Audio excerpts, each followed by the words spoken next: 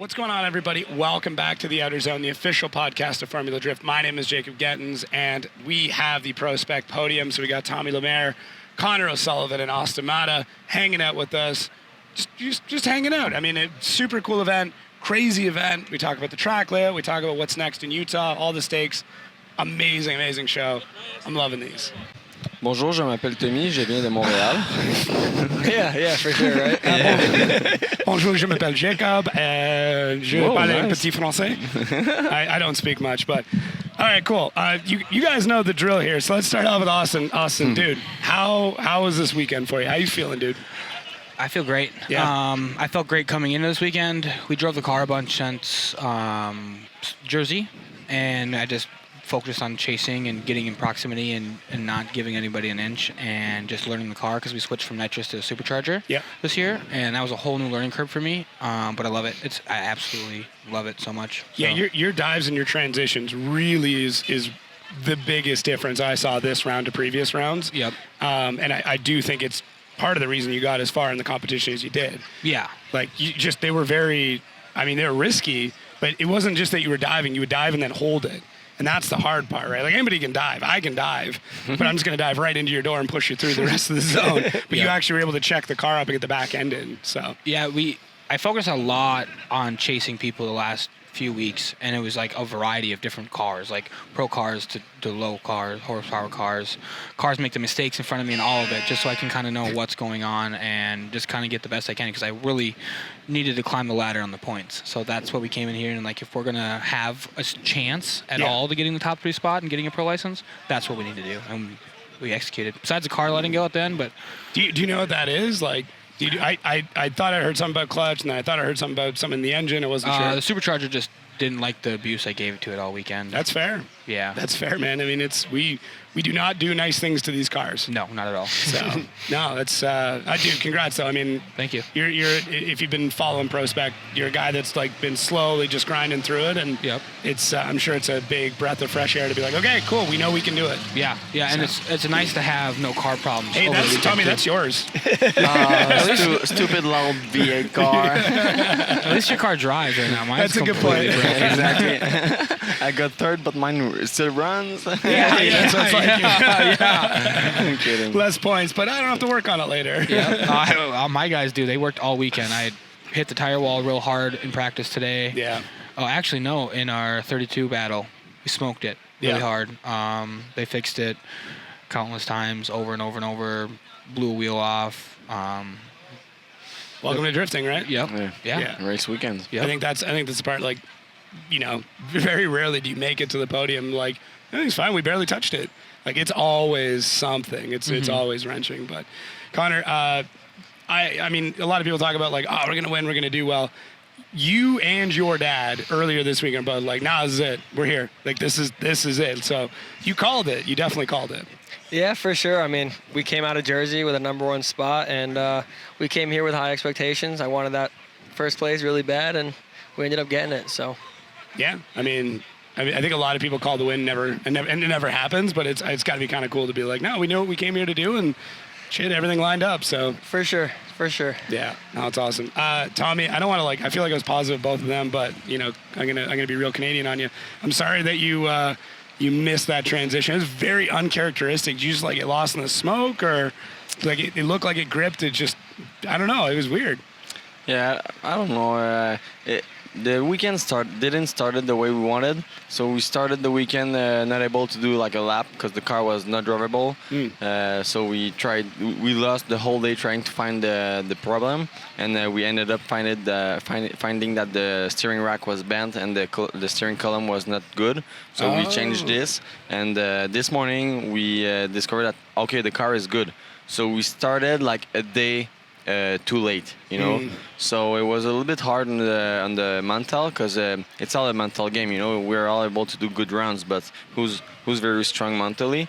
So it was a little bit hard at the start, and I gained confidence, but I was not really on point with speed, grip, and everything. We're just trying to make the car works instead of trying to fine tune. Gotcha. And you did a really, really great chase. So my spotter told me you need to do something more than you did the last battle. So I was like, all right, I'm gonna just initiate in the door, you know. So I did this, and I was like, "Oh, that's sick," and I just did the transition, and I was like, "Oh, that is not sick." So yeah, and at this point I knew it was over, you know. So instead of just being like, "Oh, all right, I'm gonna stop drifting," I said like, "All right, let's give a good show, you know, and try to catch you up and do like a backy entry and trying to be in your door without killing your car, obviously." And I ended up doing a spin out and stuff like this, but you know, it's really for the show at this point. But you were really consistent. Both of you guys were really consistent, and this is the way we like to chase, you know, and to drive. But yeah, I think this weekend was maybe not my best on my mental point, and I'm looking forward for Utah. Yeah. No, it's tough. I would take it as a compliment that it seems rare for you to make a mistake like that. Like it's out of character to see you make a dive and miss like that. So, I mean, kudos to you that's now the caliber that we look at you guys at. And same thing with you, Conor. Like that adds more pressure now where you're like, oh shit, I got back to back. Anything less than that going into Utah is almost a failure at that point. So, and then Austin, now you're sitting there looking at this going like, hey, we got a shot at a pro license. Yeah. Like we're in the point saying if we have another good Utah, you know, that's it. I could be sitting there with a pro license. Yeah. So going into that event, all three of you have an immense amount of pressure. Any plans, changes, updates, anything to like make sure that's going to happen for you? I'm going home to drive road courses only. Just letting y'all know that right now. You're going to Grid Life next weekend. You'll be all right. We'll see. I might just go home and practice. We'll let know. I mean, hey, it's cool that like that's the point you're at now. You're like, I might have to skip this event just so I've got a shot. Mm-hmm. Like I got a shot. It's completely different. Yeah, you can make sacrifices. Things Yeah. that make goals, you know. Grid lives are fun. I'm not going to bash them at all, but I think we all three of us come here to do one thing, and that's to get a pro license. I've had two pro licenses in the past, and I didn't utilize them. And this year I wanted to make the jump, and Kevin was like, "No, we don't have the room," which is fine because I kind of wanted to fine tune this car a little bit better, and I think we got what we want and what we want to do if we get that spot. You know, these two are chasing each other. I'm gonna let them do that, and I'm just gonna kind of stay back and I'm just gonna, you know, no offense, boys, I'm gonna pray a little bit on the backside. So I'm just gonna try to have a good Utah and make sure I can get the points. Yeah, it'll be interesting because you guys will be on opposite sides of the bracket going into Utah. Oh, yeah. And then you'll be on the same side as Connor, I believe, because you'll be. You should be on the same side as Tommy. No, Tommy. Again? Yeah. Oh right, Tommy. Yeah, you're right. Yeah. So I mean, either way, I mean, good luck. I've had this guy on my side every time. Come on, dude. Give me a break. I feel like you and I hope we keep doing drifting at this level and stuff like this, but I feel like maybe in 5 years from now, we're going to be sitting at the same place and just like being really good friends and being like, hope so, you, man. my man, I almost got you this time and you, this time it's you. And, you know, Keep switching back and forth, right? Yeah, exactly. We're really young, but I think we're developing a good level of driving and drifting, and we know that we can trust each other. We have kind of the same style, so it's kind of cool. Yeah, it's kind of reminiscent for me for like a Travis Reed or Dylan Hughes kind of situation, right? Like two buddies just going at it. You know, they both make potentially make the jump up. I mean, obviously Travis taking a step back this time, but there's so many cool stories like that. You know, Forsberg and Turk. Yeah, and exactly. you could add Vaughn in there. Like, it's very easy for all of us to like look back on those kind of relationships, and then you got to take a minute and be like, shit, we're in one right now. Like this is it. Like, you know, those guys all started somewhere and then moved up to the pros and all got to drive together. So there's got to be nothing better in the world than like just banging doors at the highest level of drifting.